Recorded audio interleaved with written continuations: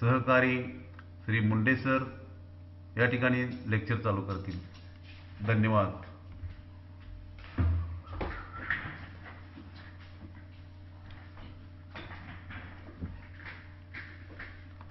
Welcome students. बरेच जणांनी comments थोडे कमी केलेत, बरं झालं ते. म्हणजे मी सगळ्यांना थँक्यू म्हणतो की त्यांनी थोडंसं ऐकलेलं आहे आणि थोडं लक्ष केंद्रित करा. शांत संच याला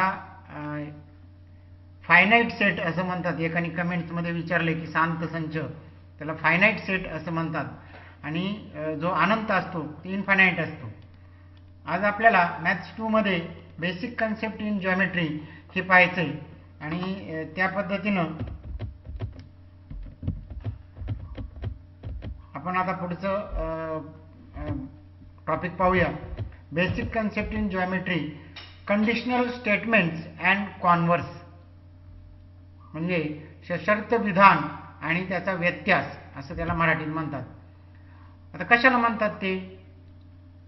कंडिशनल म्हणजे एखादी कंडिशन आहे त्याच्यात काहीतरी, हे असेल जर हे तर ते, जर अभ्यास केला तर पास होणार, ही झाली कंडिशन. काय कंडिशन आहे? जर अभ्यास केला ही कंडिशन आहे तर तुमचा निकाल चांगला लागेल, तर याला म्हणायचं conditional statement.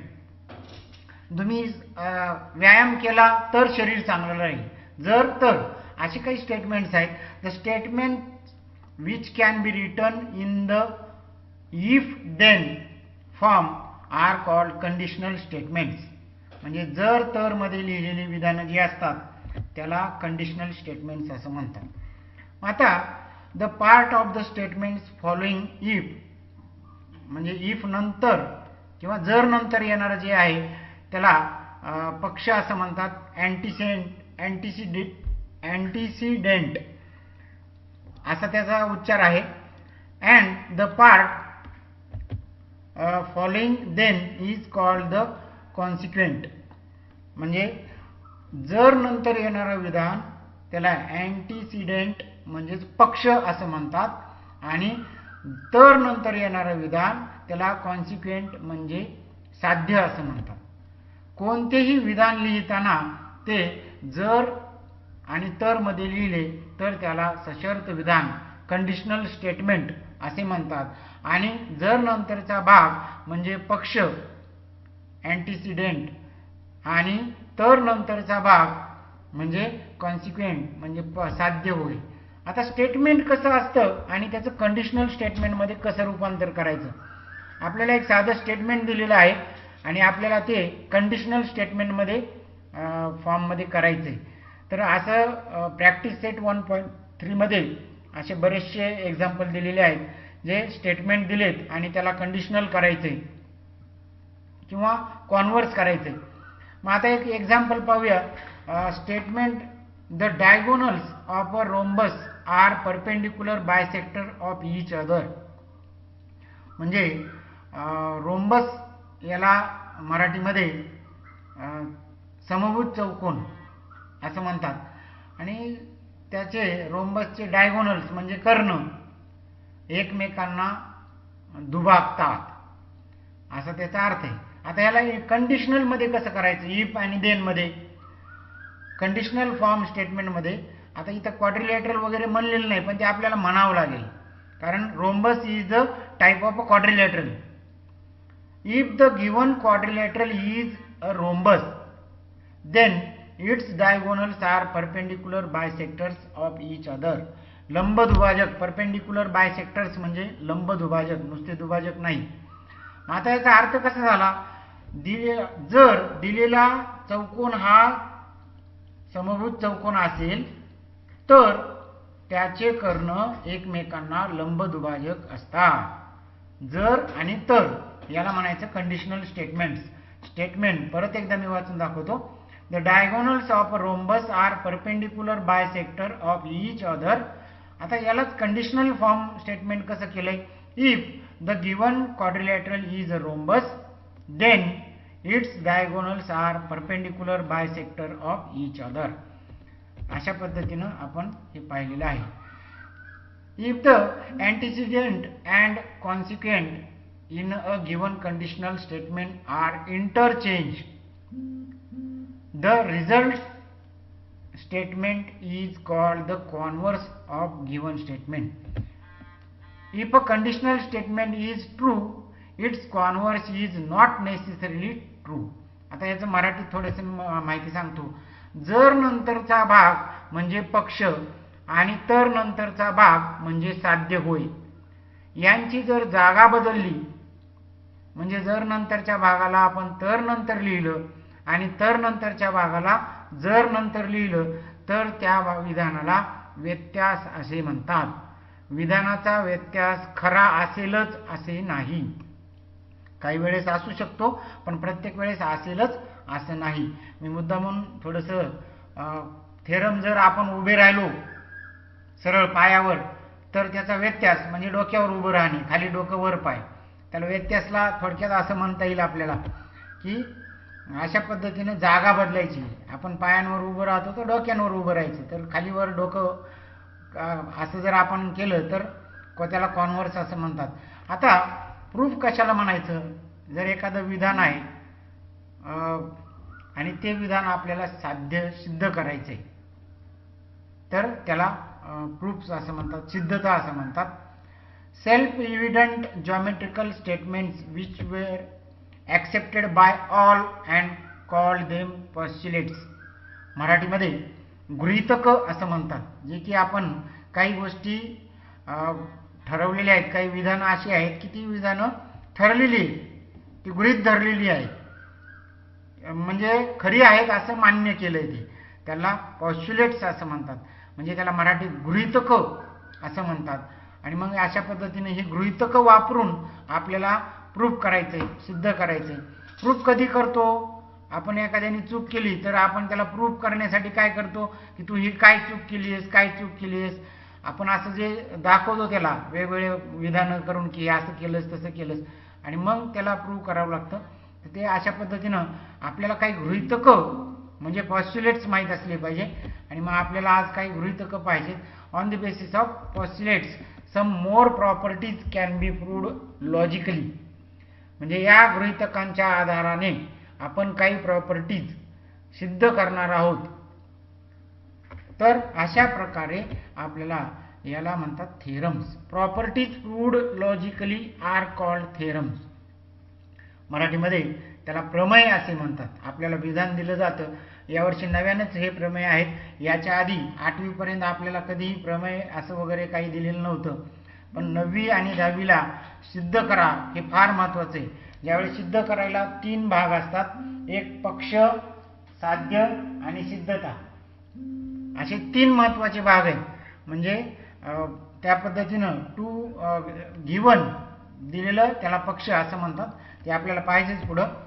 A property is suppose to be true if it can be proved logically. It is then called a theorem. And logically arguments made to prove a theorem is called its proof. म्हणजे एखादं आपल्याला विधान true आहे, खरं आहे, हे जर logically prove केलं तर त्याला प्रमेय असं म्हणतात. आणि जर ते लॉजिकली आर्ग्युमेंट करून म्हणजे काही काही गोष्टी सांगून पॉस्च्युलेट्स गृहीतक वापरून असं जर आपण ते लिहिलं तर त्याला प्रूफ असं म्हणतात. सिद्धता मराठीमध्ये त्याला सिद्धता असे म्हणतात. म्हणजे तुमच्या लक्षात आलं असेल, आता थेरम्स हे नवीन आहे. इयत्ता 9वीला पहिल्यांदाच आपण थेरम्स पाहतोय आणि त्याचे प्रूफ पण पाहतोय, त्यामुळं घाबरून जाऊ नका. सगळ्यात महत्त्वाचं आपल्याला थेरम्स जर प्रूव्ह करायचे असतील, टू ड्रॉ फिगर. स्टेटमेंट जे दिलंय त्या स्टेटमेंटवरनं आपल्याला एक फिगर काढावी लागते. या जॉमेट्रीमध्ये आपल्याला इमॅजिनेशन पॉवर भरपूर पाहिजे. म्हणजे तुमची कल्पनाशक्ती इमॅजिन करता आलं पाहिजे आपल्याला की असं असं असेल, अशी इमॅजिनेशन पॉवर घेऊन आपल्याला प्रूव्ह करता येईल. When we are going to prove that a conditional statement is true, its antecedent is called given part and the consequent is called the part to be proved. म्हणजे आपल्याला एखाद्या conditional statement मध्ये दिलेला असेल तर if नंतरचा म्हणजे जर नंतरचा जो भाग आहे त्याला आपण पक्ष म्हणतो, दिलेला भाग. आणि तर नंतरचा जो भाग आहे तर त्याला साध्य म्हणतो. The part to be proved म्हणजे आपल्याला ते प्रूव्ह करायचं असतं. हे याला म्हणतात पक्ष आणि साध्य. थेरम्समध्ये तीनच गोष्टी खूप महत्त्वाच्या आहेत. गिवन पार्ट, प्रूव्ह आणि the part to be proved म्हणजे पक्ष, साध्य आणि सिद्धता. आपल्याला त्या सिद्धतेत काही वेळेस कन्स्ट्रक्शन पण करावं लागतं, रचना करावी लागते. जी गोष्ट एखादी आता आपल्याला माहिती करून घ्यायची आणि त्या आकृतीमध्ये नाही तर त्याला कन्स्ट्रक्शन असं म्हणतात. ते जसं येईल तसं आपण पाहत जाऊ. There are two types of proofs. One is direct and another is indirect. दोन प्रकारच्या सिद्धता असतात, एक डायरेक्ट आणि दुसरी इनडायरेक्ट. अप्रत्यक्ष आणि प्रत्यक्ष. डायरेक्ट म्हणजे प्रत्यक्ष सिद्धता आणि इनडायरेक्ट म्हणजे अप्रत्यक्ष सिद्धता. अशा प्रकारे आपल्याला दोन सिद्धता असतात. One is a direct and another is indirect. जर नंतरचा भाग म्हणजे पक्ष म्हणजेच दिलेला भाग आणि तर नंतरचा भाग म्हणजेच साध्य जो आपल्याला सिद्ध करायचा आहे. अशा प्रकारे याचे दोन भाग आहेत. आपल्याला तीन भागांमध्ये थेरम्स पाहिजेत. सम of Euclid's postulates are given below. काही आपल्याला युक्लिड्सचे पॉस्ट्युलेट्स पाहिजेत जे की पुस्तकामध्ये फक्त विधानं दिलेली आहेत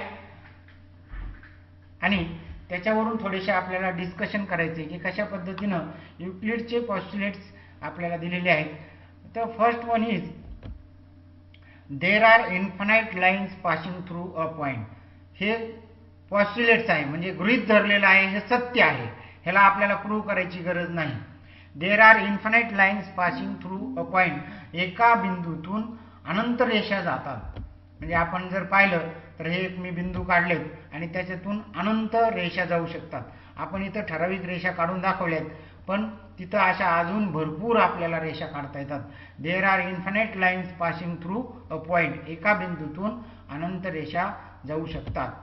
there is one and only one line passing through two points. दोन बिंदूतून एक आणि एकच रेषा जाते. त्या दोन्ही बिंदूतून आपण वर पाहिलं ते एका बिंदूतून भरपूर रेषा जाऊ शकतात पण दोन्ही बिंदूतून जाणारी एक आणि एकच रेषा असते. There is only one and only one असं मुद्दामून दिले पहा. One and only one line passing through two points म्हणजे दोन बिंदूतून जाणारी एक आणि एकमेव रेषा असते. अशा पद्धतीचं हे पॉस्ट्युलेट्स आहे ते गृहीत धरलेलं आहे. Some of Euclid's postulates are given below. Third postulate is a circle of a given radius can be drawn taking any point as its center. म्हणजे आपण एखाद्या कोणत्याही रेडियसचं कोणताही एक केंद्रबिंदू म्हणून असे आपल्याला अनंत वर्तुळे काढता येतात, भरपूर वर्तुळे काढता येतात. तर मी एक दोन वर्तुळ काढून दाखवलेत. A circle of a given radius can be drawn taking any point as its centre. कुठेही आपण सेंटर घेऊन त्याची वर्तुळ काढू शकतो. Fourth postulate is all right angles are congruent with each other. All right angles means which is a 90-degree angle are congruent with each other. असे जर आपल्याला 90 डिग्रीचे अँगल्स वेगवेगळे कुठं कुठं दिसतात मग 90 डिग्रीचे अँगल्स ते all right angles are congruent. मी एक दाखवले पहा. एक आहे 90 degree angle ABC, 90 degree angle at in triangle in right angle triangle. Angle PQR is right angle in rectangle.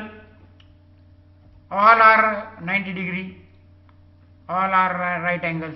So in these three figures all right angles are congruent. Angle ABC congruent angle PQR, angle ABC congruent angle LMN.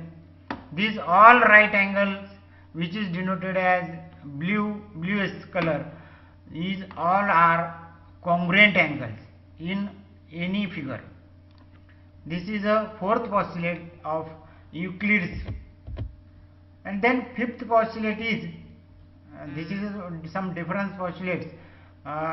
Please keep mind in these postulates. If two interior angles formed on one side of a transversal of two lines add up to less than 2 right angles, then the lines produced in that directions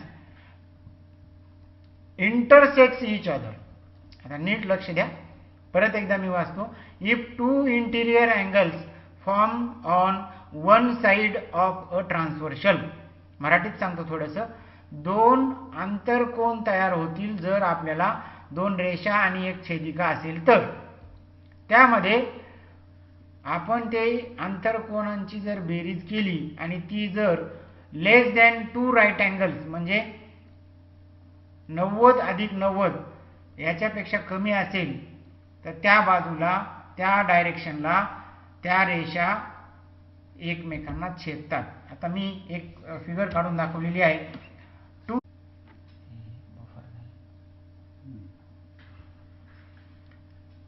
Addition of these two interior angle is less than 180 degree, means these two angles is less than 90 degree. So if such that in that condition the lines intersect in that direction in which addition is less than 180 degree, and is addition is more than 180 degree, the lines are not intersect. Means this is the statement, postulates of Euclid's, fifth postulates of Euclid's is in this figure. We saw imagination power ही जर तुम्ही वाढवली तर तुम्हाला अशा प्रकारच्या आकृत्या काढून दिलेलं विधान एकदम व्यवस्थित समजून सांगता येईल. आता थोडंसं मराठीमध्ये सांगतो. इथं दोन रेषा दिल्या आहेत आणि त्यांना एक छेदिका आहे. त्या छेदिकेमध्ये इंटिरियर अँगल म्हणजे आंतरकोन जिथं आहे आणि ज्या दोन आंतरकोनांच्या मापांची बेरीज ही 180 पेक्षा कमी होईल त्या बाजूला जर रेषा वाढवल्या तर त्या रेषा एकमेकांना छेदतात. इथं पहा, मी इथं पॉइंटर दाखवला, इथं छेदतायत, इंटरसेक्ट्स. आणि addition of interior angles more than 180, या दोघांची जर ॲडिशन म्हणजे बेरीज जर केली आणि ती 180 पेक्षा जास्त असेल तर या बाजूच्या रेषा एकमेकांना कधीच छेदणार नाहीत. कारण दोन रेषा एकमेकांना एकाच बिंदूत छेदू शकतात, दोन बिंदूत छेदत नाहीत कधीच.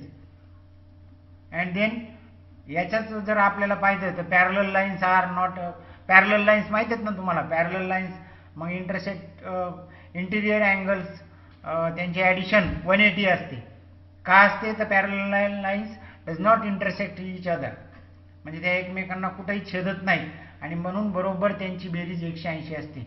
जर त्यांची बेरीज 180 पेक्षा कमी असेल तर त्या बाजूनी त्या लाईन्स इथं छेदतात आणि त्या इंटिरियर अँगल म्हणजे आंतरकोनांची बेरीज 180 पेक्षा जास्त असेल तर त्या या बाजूनी त्या एकमेकांना कधीच छेदणार नाही, असा या विधानाचा अर्थ आहे. जर समजलं नसेल तर तुम्ही परत व्हिडिओ पहा आणि हे स्वतः तुम्ही जरा ड्रॉइंग करून तुम्ही पाहू शकता. आता नेक्स्ट एक one theorem is here. The opposite angles formed by two intersecting lines are of equal measures. Theorem काय आहे, त्याचं विधान आहे. थेरम मध्ये सगळ्यात महत्वाचं आता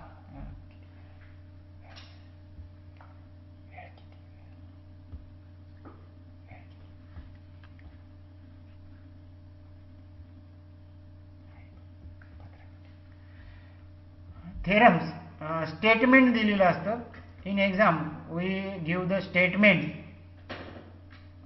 we draw using statement we draw figure,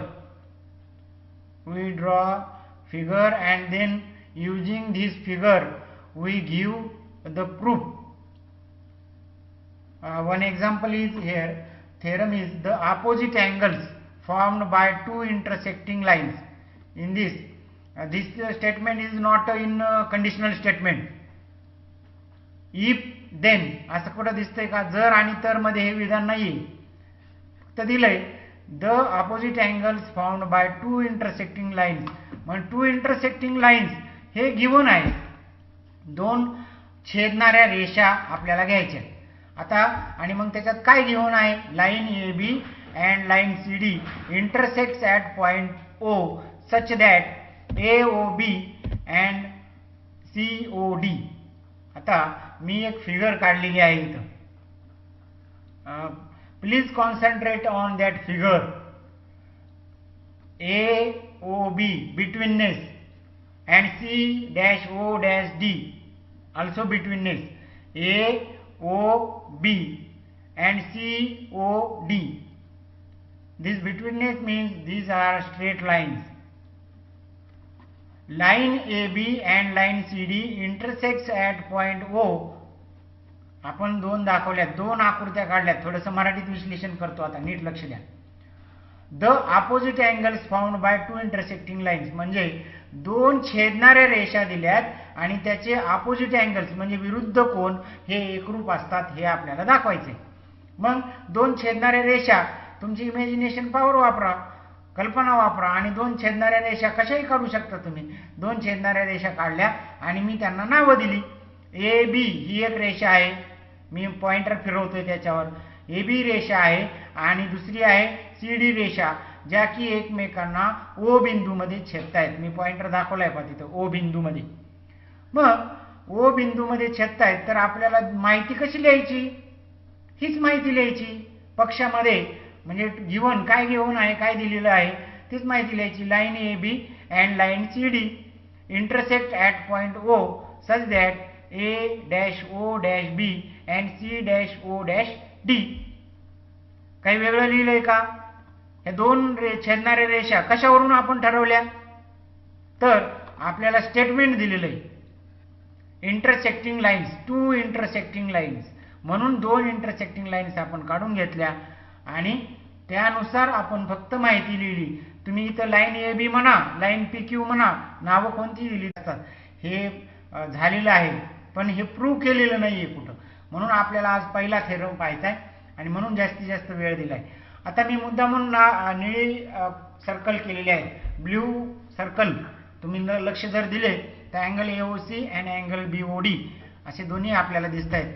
आणि second angle is angle B O C and angle A O D are same. Angle A O D ब्ल्यूमध्ये ट्रायंगल केलाय छोटा ए ओ डी आणि बी इक्वल मेजर्स म्हणजे त्यांची मापं सारखी आहेत किंवा ते कॉन्ग्रुएंट आहेत. आपल्याला दोन्हीपैकी काही दाखवलं तर चालू शकतं. आता आपल्याला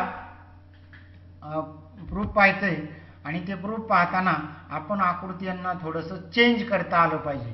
म्हणजे मी जसं उदाहरण दिलं की अर्जुनाला फक्त पोपटाचा डोळा दिसत होता, तसं आपल्याला या थेरममध्ये आपल्याला फक्त ते अँगल्स दिसले पाहिजे, ज्या अँगल्सचं नाव घेतलं तेवढेच. म्हणून आकृतीत तुम्ही थोडासा बदल केला तरी चालू शकतं. आता angle A O C plus angle B O C equal to 180. How? These angles are in linear pair.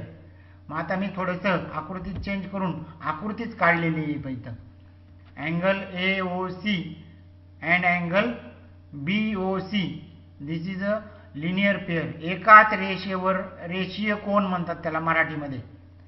आणि this is a first equation. Angle A O C plus angle B O C equal to 180 degree. Angle A O C plus angle B O C equal to 180 degree because angles in linear pair. कारण तुम्हाला इथं प्रत्येक थेरम्समध्ये कारण लिहायचंय, reason लिहायचंय. कशावरून ठरवलं? मी माझ्या मनाने ठरवलंय का? ते आधी माहिती आहे आपल्याला, हे झालेलं आहे, काही पॉस्ट्युलेट्स आहेत त्याच्यावरून आपण ठरवलंय. Angles in linear pair, addition of angles in linear pair is 180 degree. So this is the first statement और first equation. The second equation is angle B O C plus angle B O D equal to 180 degree. Angles in linear pair. आता मग मला angles दिसले पाहिजे. इथं मी दाखवले पहा, एक बाजू कट केली आणि अँगल बी ओ सी ते ट्रायंगलमध्ये दाखवले. याच्यात एक कॉमन अँगल घ्यायचाच आहे आपल्याला, तो कॉमन अँगल कंपल्सरी लागतो, दुसरा अँगल घेऊन उपयोगाचा नाही. And angle B O D म्हणून नेमके अँगल दिसले पाहिजे. तुम्ही परीक्षेमध्ये लिहिताना अशा वेगवेगळ्या आकृत्या काढल्या नाही तरी चालतील. या आकृत्या आपण फक्त समजून घेण्यासाठी त्या आकृत्या काढतोय. आता या दोघांची बेरीज 180. How? angles in linear pair. Reason is same. This is the second statement in this proof. Angle BOC plus angle BOD equal to 180 degree. रेषीय कोन त्यांचे कारण कंसात कारण लिहायला विसरायची नाही. कशावरून ठरवलंय ते प्रत्येक वेळेस आपल्याला प्रूफ करताना आपण कसं म्हणतो, एखादा कोणत्याही तुम्ही जर का जजकडे गेलात तर निकाल देताना तिथं जसं लागतात पुरावे, तसे हे पुरावे आहेत. हे सिद्ध कशावरून ठरवलं तर या गोष्टीवरून ठरवलं. म्हणून असे रिझन्स कारण आपल्याला द्यायला लागतील. आता हे दोन स्टेटमेंट दिलेले आहेत, त्यांची राईट साईड आणि लेफ्ट साईड नीट पहा. या दोघांची बेरीज इन स्टेटमेंट 1 आणि इन स्टेटमेंट 2, त्यांची जी का राईट साईड आहे ती 180 डिग्री. मग मी जर त्यांच्या लेफ्ट साईड सारख्या लिहिल्या म्हणजे angles AOC plus angle BOC equal to angle BOC plus angle BOD from equation 1 and equation 2. Right sides are same 180 degree. मराठीत सांगतो थोडंसं. या दोघांची बेरीज 180 आहे आणि या दोन कोणांच्या मापांची बेरीज सुद्धा 180 आहे. पहिल्या समीकरणात आणि दुसऱ्या समीकरणात दोन्ही ठिकाणी त्या दोघांची बेरीज 180 आहे. म्हणून या दोघांची बेरीज बरोबर या दोघांची बेरीज. साधं सोपं आहे. त्यांच्या उजव्या बाजू सारख्या आहेत म्हणून त्यांच्या डाव्या बाजू सुद्धा सारख्या असल्या पाहिजे, म्हणून ते आपण असं स्टेटमेंट लिहिलं. आता इथं आपल्याला जे काय कॉमन अँगल दिसतोय, angle AOC is equal to angle BOD. Eliminating angle BOC हा प्लस BOC अँगल, याला जर आपण इकडे घेऊन गेलो तर ते मायनस होईल, म्हणजे सेम अँगल आहेत म्हणून ते दोन्ही सेम अँगल कॅन्सल झाले, इलिमिनेट झाले. आणि अशा प्रकारे आपण हा थेरम सांगू शकतो. Similarly it can be proved that angle BOC equal to angle AOD. आता angle BOC and angle AOD हे जर इक्वल आहेत हे दाखवायचं असेल तर तुम्हाला कोणकोणते इक्वेशन्स मिळतील दोन वेगवेगळे ते नक्की करून पहा. आणि वेगवेगळ्या आकृत्या थेरम 4 समीकरण तयार होऊ द्या, काही फरक पडत नाही. असे एक कॉमन अँगल आपल्याला त्यात घ्यावा लागतो आणि तो कॉमन अँगल ज्या वेळेस घेतला जाईल त्याच वेळेस हे थेरम्स प्रूव्ह होतात. तर त्यासाठी काय करावं लागेल हे तुम्ही जरा घरी तुमची इमॅजिनेशन पॉवर वापरून, फक्त आपल्याला जसा अर्जुनाला पोपटाचा डोळा दिसला होता तसं भूमितीमध्ये आपल्याला त्या नावांची अँगल दिसले पाहिजे, तर तुम्हाला ते प्रूव्ह करता येईल. आता प्रॅक्टिस सेट 1.3 याच्यामध्ये opposite angles of the quadrilateral are congruent.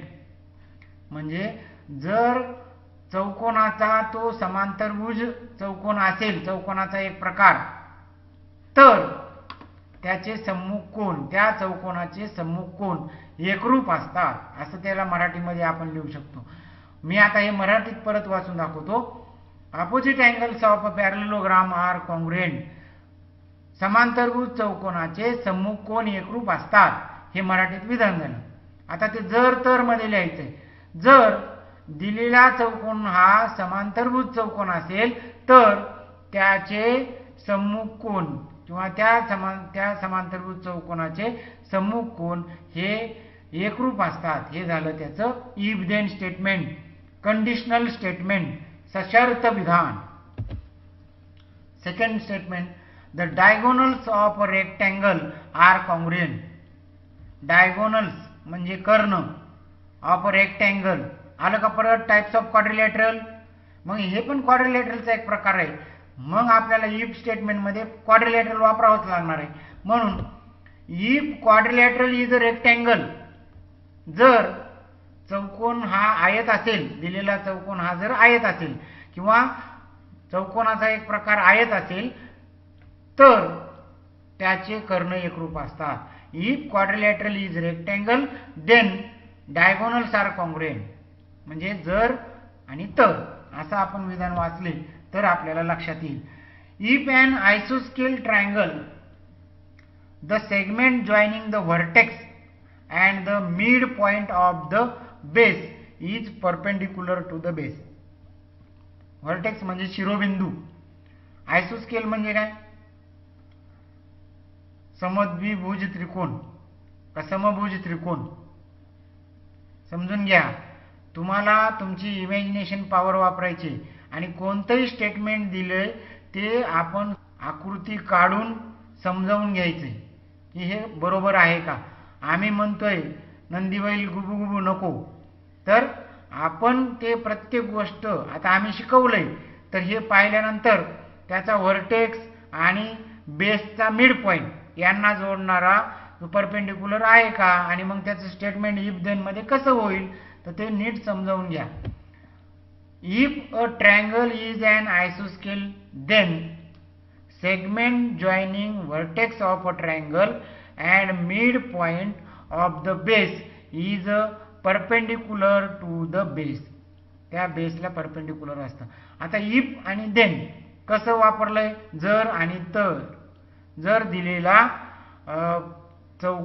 त्रिकोण हा समद्विभुज त्रिकोण असेल तर त्याचा शिरोबिंदू आणि बेस म्हणजे पाया याचा मध्यबिंदू यांना जोडणारा रेषाखंड हा त्या पायाला लंब असतो, असं त्याचं विधान आहे. पण तो कोणत्या प्रकारचा असेल तर ते म्हणून तिथं if a triangle is an आयसोस्केल देन सेगमेंट, तर आणि तरच, जर तर हे असेल तरच ते खरं असतं, अन्यथा ते खरं होणार नाही. मग हे practice set 1.3 if this is only 2 questions. First is write the following statements in if then and second is write the converse of the following statements. एवढे दोनच प्रश्न आहेत. the alternate, आता सेकंड क्वेश्चन पाहूया. write the converse of the following statements. the alternate angles formed by two parallel lines and their transversals are congruent. आता इथंही conditional statement आहे का, इफ देन काही दिसतंय का तुम्हाला. मग आपल्याला ते थोडंसं करून घ्यावं लागेल आपल्याला आणि मग त्याचं कॉन्व्हर्स करावं लागेल. म्हणजे पहिलं कंडिशनल वर्ड करा आणि नंतर त्याचं कॉन्व्हर्स करा, म्हणजे तुम्हाला सोपं जाईल. आता आपण डायरेक्ट त्याचं उत्तर पाहूया. The alternate angles formed by to parallel lines. मग पॅरलल लाईन्स दिलेले आहेत आणि त्याचे देअर ट्रान्सव्हर्शल्स आर कॉन्ग्रुएंट अशी माहिती दिलेली आहे. द अल्टरनेट अँगल्स म्हणजे काय, संगत कोन, मराठीमध्ये त्याला संगत कोन असं म्हणतात. Alternate angles formed by to parallel lines, म्हणजे दोन पॅरलल लाईन्स आहेत आणि एक छेदिका आहे. ट्रान्सव्हर्सल म्हणजे छेदिका. असं जर असेल पॅरलल लाईन्स आणि छेदिका तर त्याचे संगत कोन एकरूप असतात असं विधान आहे. आपल्याला त्याचा कॉन्व्हर्स कसं करता येईल, कॉन्व्हर्स करताना मग अल्टरनेट अँगल काय करावं लागेल बघा. इफ अल्टरनेट अँगल म्हणजे देन नंतरचं जे स्टेटमेंट आहे ते इकडे घेतलं. If alternate angles made by two lines and its transversals are congruent, जर ते कॉन्ग्रुएंट असतील then the lines are parallel. पहिल्या विधानात काय दिलंय, दोन पॅरलल लाईन्स आणि एक ट्रान्सव्हर्शल, त्याच्यामुळे तयार झालेले अल्टरनेट अँगल्स हे एकरूप असतात असं विधान आहे. मग आपल्याला काय इथं कॉन्व्हर्स मध्ये काय करावं लागेल, जर अल्टरनेट अँगल्स म्हणजे संगत कोन एकरूप असतील, कशामुळे, दोन लाईन्स आणि ट्रान्सव्हर्शलमुळे तयार झालेले, तर ते कॉन्ग्रुएंट असतील, एकरूप असतील तर त्या दोन रेषा पॅरलल असतात. मग अशा पद्धतीनं थोडंसं इमॅजिनेशन पॉवर वापरा, कारण हे विधान पहिले इफ देन मध्ये लिहा आणि नंतर कन्वर्ट करा. मग अशा पद्धतीनं हे if a pair of interior angles made by transversal of two lines are supplementary then the lines are parallel, मग त्याचं कॉन्व्हर्स. आता इथं हे स्टेटमेंट देतानाच आपल्याला कंडिशनल स्टेटमेंट दिलेलं आहे. हे second statement is conditional statement. If a pair of interior angles made by transversal of two lines are supplementary then the lines are parallel. म्हणजे याचं मराठीत थोडक्यात सांगतो, इंटिरियर म्हणजे आंतरकोनांची जोडी, ती जर सप्लिमेंटरी म्हणजे त्यांची बेरीज 180 असेल तर त्या लाईन्स पॅरलल असतात. जर त्या आंतरकोनांच्या मापांची बेरीज 180 असेल तर त्या लाईन्स पॅरलल असतात. जर तर मध्ये दिलेलंच आहे ऑलरेडी. मग आपल्याला इफ टू पॅरलल लाईन्स, मग आता त्या देन नंतरचं द लाईन्स आर पॅरलल मी उचललं, इफ नंतर टाकलं. Two parallel lines are intersected by a transversal the interior angles so formal are supplementary. इथं देन वापरायचं राहिलं तर ते देन ह्याच्यानंतर जरी वापरलं then interior angles so formal are supplementary. अशा पद्धतीनं तुमचे स्टेटमेंट्स इफ देन मध्ये कंडिशनल स्टेटमेंट असतील तर त्याचं कॉन्व्हर्स करा. हे हार्डली 1 मार्काला प्रश्न विचारू शकतात, त्यामुळे हे काय फार, पण याच्यात समजून घ्या, तुमची इमॅजिनेशन पॉवर जास्तीत जास्त वापरा. The diagonals of rectangle are congruent. हे कंडिशनल स्टेटमेंट नाहीये, पहिलं त्याला कंडिशनल स्टेटमेंट करा आणि नंतर त्याचा कॉन्व्हर्स करा. If the diagonals of quadrilaterals are congruent then that quadrilateral is rectangle. मग मराठीत सांगतो थोडक्यात. The diagonals of rectangle are congruent म्हणजे आयताचे कर्ण एकरूप असतात. हे विधान दिले सरळ सरळ, त्याचं कॉन्व्हर्स करायचे. कॉन्व्हर्स करायचं मग कर्ण एकरूप आहेत कोणाचे, कोणत्याही एका चौकोनाचे. If the diagonals of quadrilateral, कोणाचे जर कर्ण एकरूप आहेत देन दॅट क्वाड्रिलॅटरल, तर तो चौकोन आयत असला पाहिजे.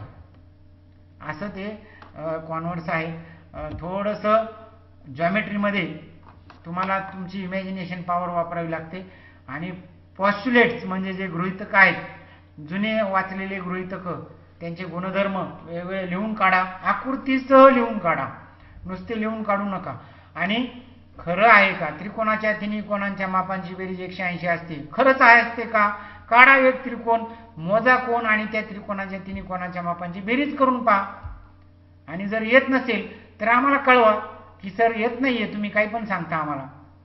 मग अशा पद्धतीनं कोणतेही गृहीतक हे समजून घ्या आणि ते समजून घेऊन त्या पद्धतीनं सोडवा आणि प्रॅक्टिकली करून पहा.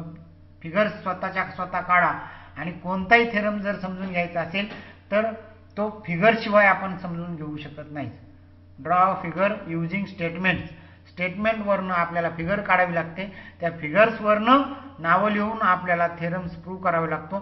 तुमच्या पायऱ्या खालीवर झाल्या तरी चालू शकतात, पण प्रत्येकाला रिझन दिलं पाहिजे. आणि अशा प्रकारे आपल्याला आज आपण पहिला थेरम्स 9वी मधला आणि तुमच्या आयुष्यातला पहिला थेरम आपण पाहिलेला आहे, जे पाहत आहेत त्यांच्या. त्यामुळं थेरम्स हे काय फार अवघड नसतात, फक्त नीट समजून घ्या. आणि थेरम्स परीक्षेला येतात. एकमेव असा प्रश्न असतो की तो जशाच तसा परीक्षेला विचारला जातो. फक्त स्टेटमेंट दिलंय तर आपल्याला फिगर्स काढता आली पाहिजे आणि फिगर्स काढल्यानंतर त्याच्यावरून आपल्याला प्रूफ लिहिता आलं पाहिजे. काही वेळेस तुम्हाला फिगर्स देतील, नावं बदलतील, आपल्याला सवय लागलेली असते त्या नावांचीच असेल तर आपल्याला लिहिता येतं. त्यामुळे नावं कोणती असू द्या, क्रम लक्षात ठेवा. सगळ्यात महत्त्वाचा आहे तो क्रम, की पहिल्यांदा कोणते 2 अँगल घेतले, त्या 2 अँगलची बेरीज काय दाखवली, असा पहिला क्रम. 4च ओळींचा प्रमेय आहे. पहिलं इक्वेशन, दुसरं इक्वेशन आणि त्या दोघांचं मिळून तिसरं इक्वेशन आणि चौथी पायरी म्हणजे डायरेक्ट प्रूफ. तर आपल्याला अशा पायऱ्यांनी लक्षात ठेवायचे. तुम्हाला हे सेशन जर आवडलं असेल तर तुम्ही नक्की लाईक करा, शेअर करा आणि सबस्क्राईब करा. आणि तुम्ही कमेंट्स आज बऱ्यापैकी कमी केल्या आणि फोकस सगळा अभ्यासावर केला, त्याबद्दल परत एकदा तुमचं मी धन्यवाद मानतो. Thanks for that. आणि अशा प्रकारे आज आपलं लेक्चर संपलं. धन्यवाद. थँक्यू.